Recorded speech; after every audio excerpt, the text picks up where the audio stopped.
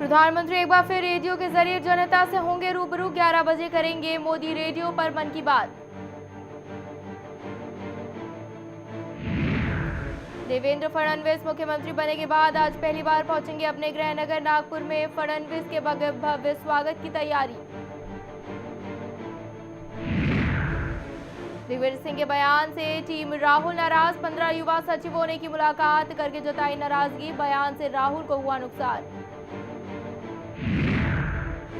Land deal के सवाल पर भड़के रॉबर्ट वाड्रा। पत्रकारों से की बदसलूकी। रॉबर्ट वाड्रा के खिलाफ हरियाणा सरकार ने दिए थे जांच के संकेत। और भारत श्रीलंका के बीच देखने को मिलेगी आज कांटे की टक्कर। विराट कोहली के हाथों में है टीम इंडिया की कमान।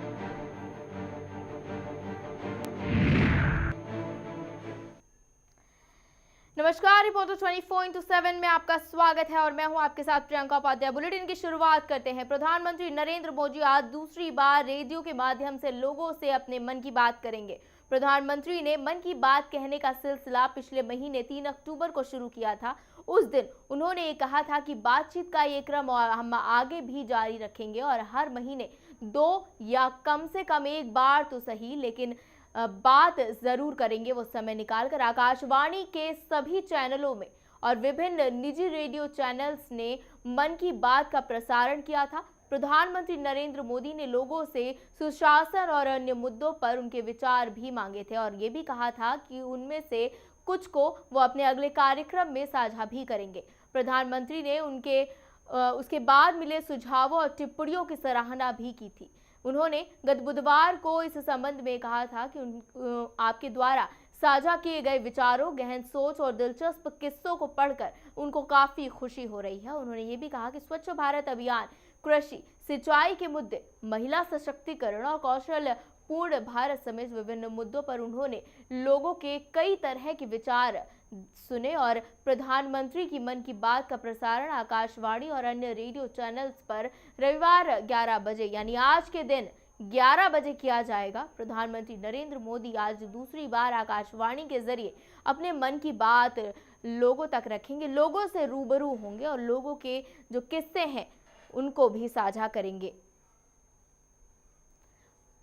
आपको बता दें कि प्रधानमंत्री नरेंद्र मोदी अपने मन की बात आज 11 बजे रखेंगे और आकाशवाणी के जरिए प्रधानमंत्री नरेंद्र मोदी लोगों से रूबरू होंगे और लोगों को अपने मन की बात बताएंगे।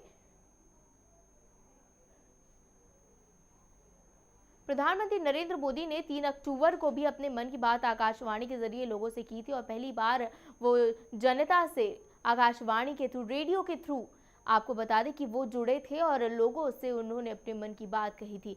आज प्रधानमंत्री नरेंद्र मोदी ने उस वक्त ये भी कहा था कि एक महीने में कम से कम एक बार नहीं तो 2 बार वो जनता से रूबरू जरूर होंगे और जनता के मुद्दे, जनता की बातें, जो उनके विचार हैं वो भी साझा करेंगे प्रधानमंत्री नरेंद्र मोदी। और उन्होंने काफ़ी खुशी भी जताई थी कि जितने लोगों ने उनके साथ अपने घटनाओं को, अपने विचारों को साझा किया था उसको लेकर भी प्रधानमंत्री नरेंद्र मोदी ने खुशी जताई थी और ये भी कहा था कि वो कम से कम महीने में एक बार तो ज़रूर लोगों से साझा होंगे और लोगों से रूबरू होंगे और लोगों के सामने अपने मन की बात रखेंगे। प्रधानमंत्री नरेंद्र मोदी आज 11 बजे अपने मन की बात आकाशवाणी के जरिए लोगों तक पहुंचाएंगे।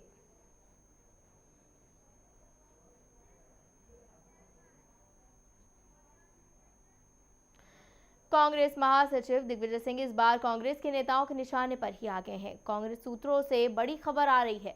खबर यह है कि दिग्विजय सिंह ने आज जो बयान दिया है उससे टीम राहुल काफी नाराज है और कांग्रेस के 15 युवाओं के सचिवों ने दिग्विजय सिंह से मिलकर अपनी नाराजगी भी जताई है। अगर सूत्रों की मानी जाए तो सचिवों ने दिग्विजय सिंह से कहा है कि वो अपने बयानों को आपको बता दें कि जो बयान उन्होंने राहुल गांधी को लेकर दिया था उससे राहुल गांधी को कुछ खासा फायदा नहीं हुआ है, नुकसान जरूर हुआ है। सचिवों ने दिग्विजय सिंह से ये भी कहा कि उनको पहले पार्टी के फोरम के सामने अपनी बात रखनी चाहिए। दरअसल उन्होंने ये कह दिया था कि अब राहुल गांधी को सोनिया गांधी से कमान ले लेनी चाहिए। और जवाब में कांग्रेस के वरिष्ठ नेता माखनलाल फुर्तीदार ने दिग्विजय सिंह पर अपने फायदे के लिए इस तरह के बातें करने का आरोप दिग्विजय सिंह पर लगाया। बीजेपी भर भी इस पूरे मसले पर चुटकी लेती हुई नजर आ रही है।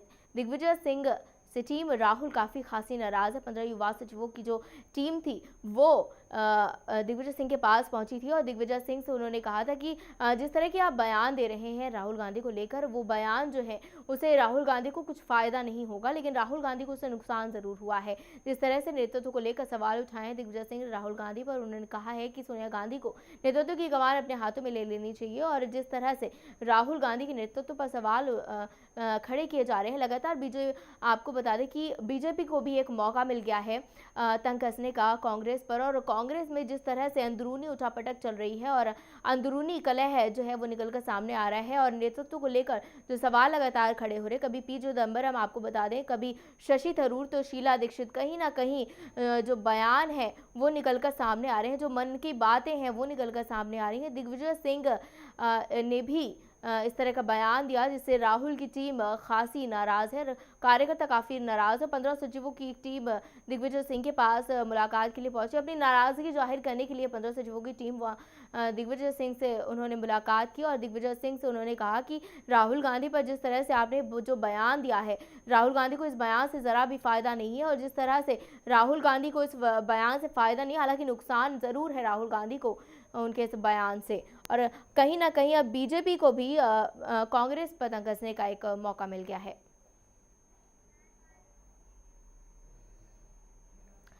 पहले लोकसभा चुनाव, फिर महाराष्ट्र और हरियाणा में कांग्रेस को हार का मुंह देखना पड़ा।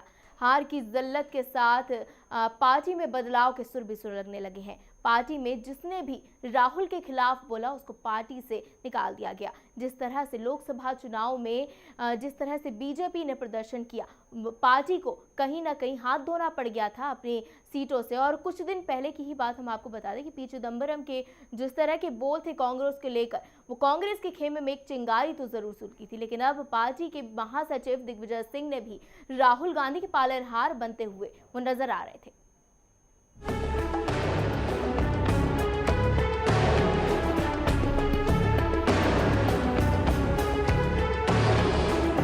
राहुल गांधी कांग्रेस के उपाध्यक्ष और पार्टी का युवा चेहरा, वो चेहरा जिसके बूते कांग्रेस पार्टी ने यंग इंडिया का सपना देखा।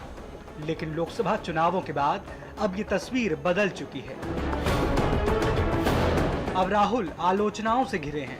एक तरफ जहां विरोधी राहुल की काबिलियत पर सवाल उठा रहे हैं, तो वहीं खुद कांग्रेस पार्टी में भी राहुल के खिलाफ आवाजें उठ रही हैं।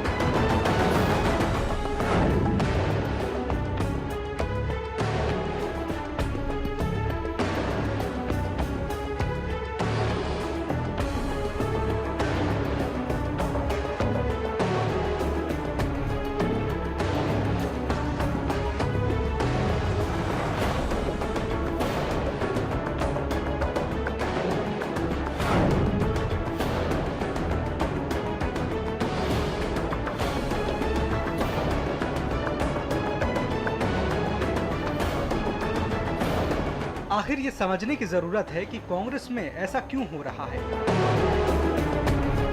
राहुल गांधी के नेतृत्व में पार्टी ने बिहार के 2010 के विधानसभा चुनावों में अकेले जाने का बड़ा फैसला लिया था।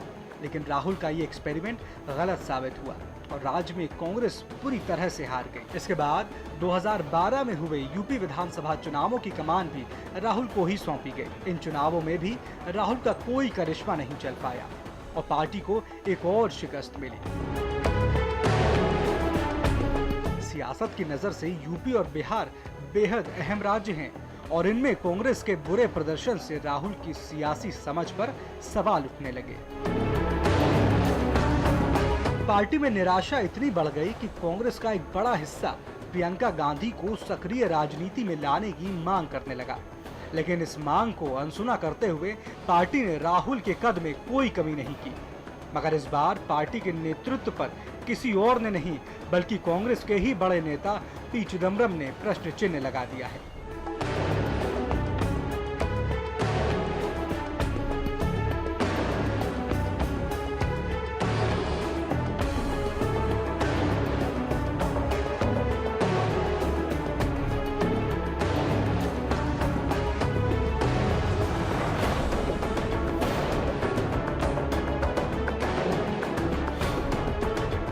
चिदंबरम के इस बयान ने सियासी गलियारों में हलचल मचा दी। गांधी परिवार कांग्रेस का स्वाभाविक नेतृत्व माना जाता है। ऐसे में उस जगह किसी गैर गांधी के बारे में सोचना अपने आप में एक बड़े परिवर्तन की ओर इशारा करता है। सोचा जाने लगा कि सोनिया राहुल नहीं तो फिर और कौन। इन सवालों पर माथापच्ची चल ही रही थी कि इसी बीच अब कांग्रेस महासचिव दिग्विजय सिंह का बयान आया है, जिसमें उन्होंने राहुल पर भरोसा जताते हुए उन्हें कांग्रेस अध्यक्ष बनाने की मांग की है। दिग्विजय सिंह के इस बयान के बाद अब चर्चाओं का बाजार गर्म है कि आने वाले समय में कांग्रेस का क्या होगा और कैसे पार्टी इस राजनीतिक संकट से उभरेगी। Bureau report, reporter 24x7।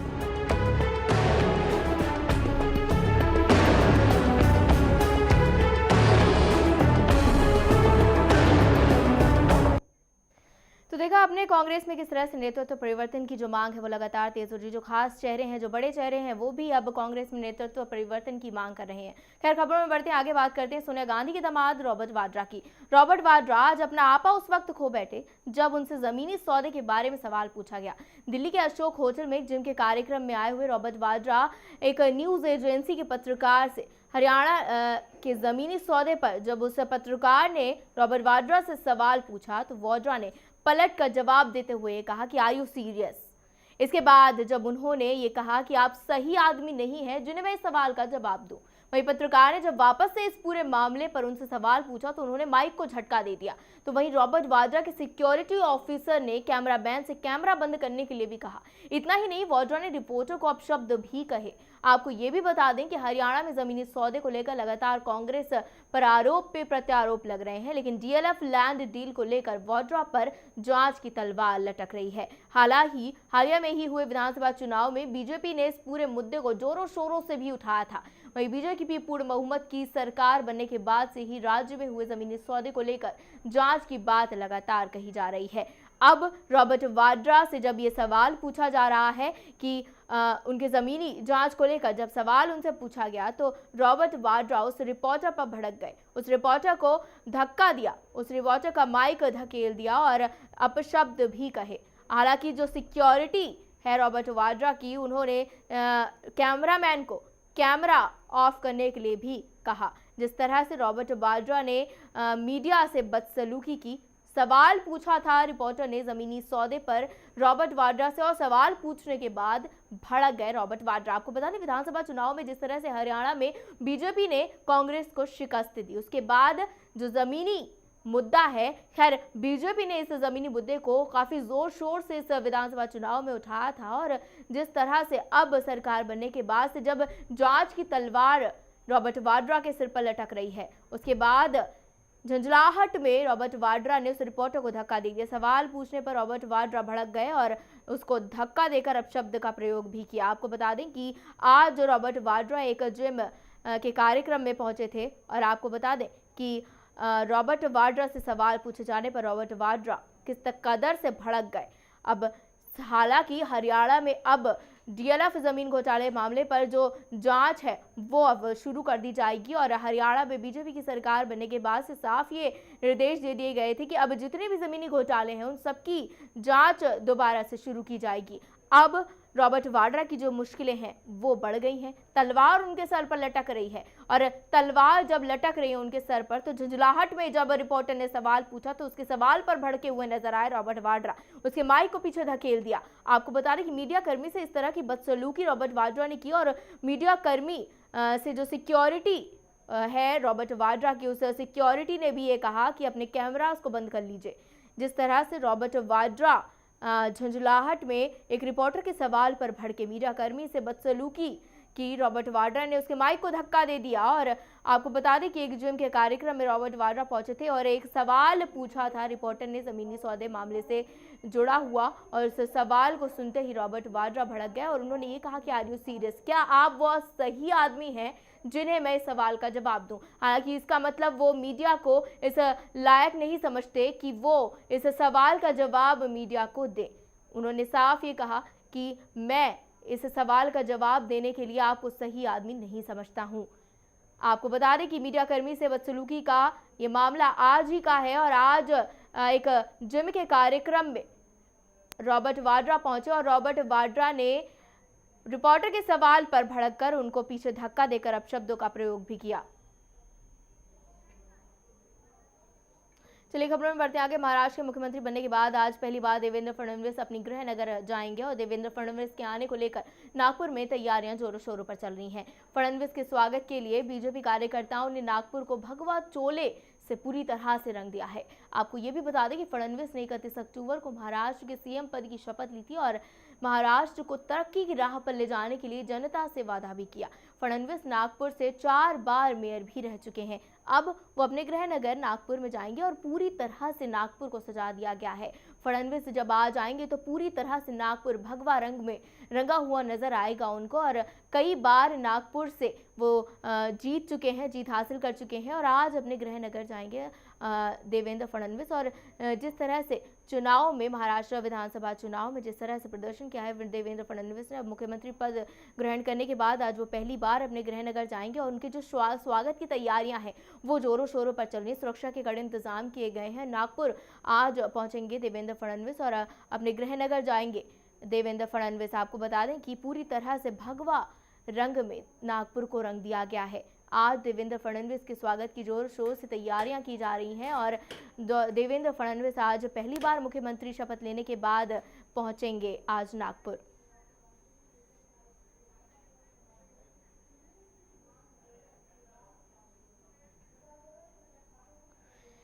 इसी के साथ इस बुलेटिन में फिलहाल वक्त हो चला एक छोटे से ब्रेक का, लेकिन आपका हिम्मत जाएगा खबरें भी और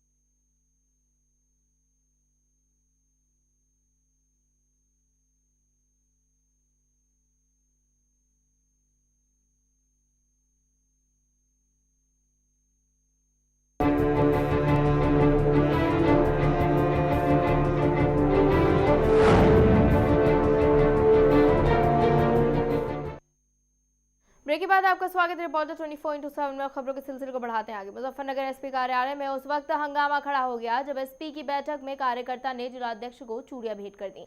मामला तब जाकर शांत हुआ जब जिलाध्यक्ष के समर्थकों ने कार्यकर्ता राशिद अब्बासी को कार्यालय से बाहर किया। एसपी कार्यालय पर इस तरह की अनुशासनहीनता पहले भी कई बार देखी जा चुकी है, लेकिन चूड़ी भेंट करने वाले युवक राशिद अब्बासी जिलाध्यक्ष को बीजेपी का करीबी भी बताया जा रहा है। बताया ये भी जा रहा है कि पुराने कार्यकर्ताओं की कदर नहीं हो पा रही है, इसलिए जिलाध्यक्ष को चूड़ियां भेंट की गई। और एसपी कार्यालय में इस तरह का हंगामा कोई नई बात नहीं है। एसपी कार्यालय में इस तरह के हंगामे होते रहते हैं और जिलाध्यक्ष को चूड़ी भेंट की है कार्यकर्ता ने। और आपको ये भी बता दें कि एसपी के कार्यालय में ये हंगामा इस वजह से हुआ कि कार्यकर्ता ने जिलाध्यक्ष को चूड़ी भेंट कर दी।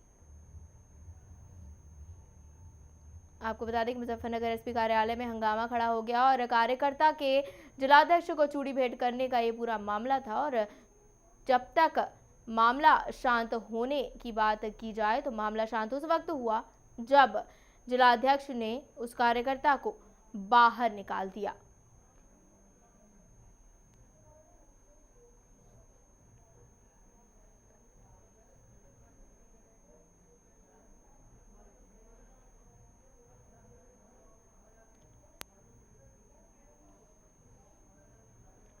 अलीगढ़ के गभाना में एक पिता ने अपनी मासूम सी बच्ची की हत्या कर दी। जानकारी के मुताबिक शराब के नशे में धुत आरोपी पिता ने इस वारदात को अंजाम दिया। मौके पर पहुंची पुलिस ने आरोपी पिता को गिरफ्तार कर लिया। दरअसल लाला नाम का ये शख्स अपने परिवार के साथ चौड़ेरा में रहता है और जो कि मजदूरी का काम करता है। मृतक की मां के मुताबिक आरोपी पति ने शराब के नशे में अपनी बेटी को पीट कर मार डाला। आपको बता दें कि जमीन पर पटक के अपनी मासूम छोटी सी बच्ची की हत्या कर दी। इस पिता ने नशे में धुत बताया जा रहा है ये पिता। और आपको बता दें कि बच्ची की मां ने ये कहा कि नशे में धुत इस पिता ने अपनी बेटी को ले जाकर जमीन पर पटक कर मार डाला।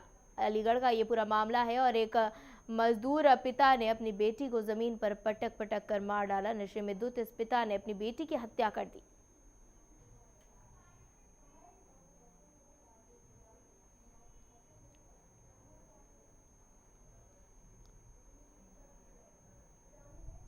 आपको बता दें कि अलीगढ़ का ये पूरा मामला है। एक पिता ने अपनी बेटी की हत्या कर दी है और नशे में धुत ये पिता बताया जा रहा है। हालांकि पुलिस जब मौके पर पहुंची तो पुलिस के ने पूछताछ के दौरान ये बताया कि जो पिता है वो पूरी तरह से नशे में धुत था।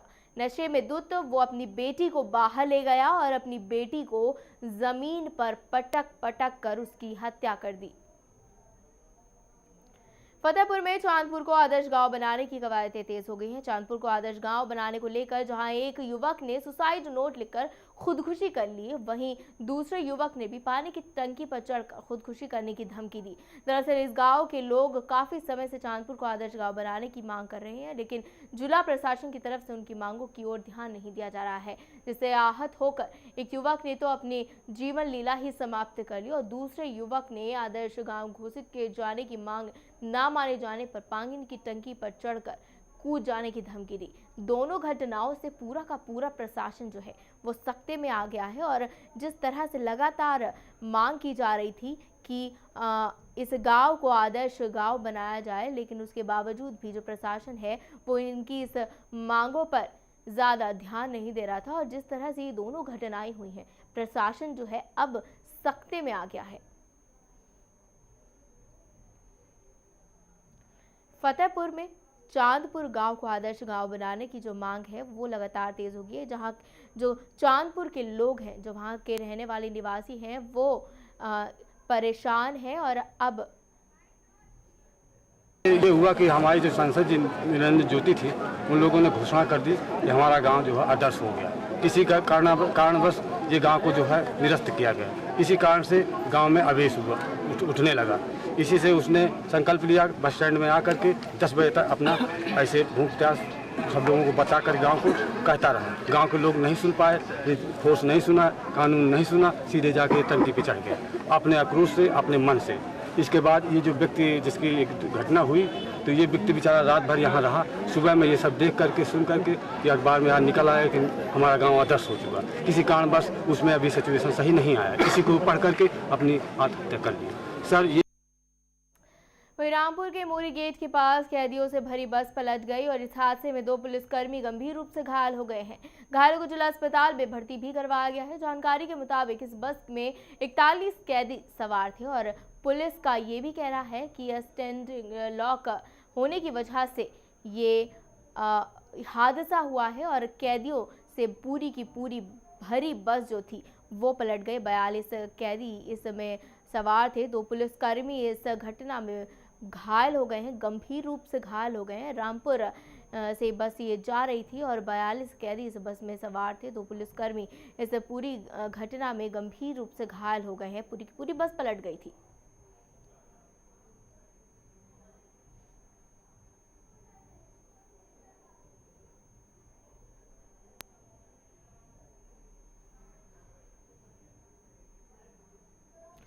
इसी के साथ इस बुलेटिन में फिलहाल इतना ही। देश दुनिया की तमाम बड़ी खबरों के लिए हमसे जुड़े रहिए, देखते रहिए रिपोर्टर 24/7।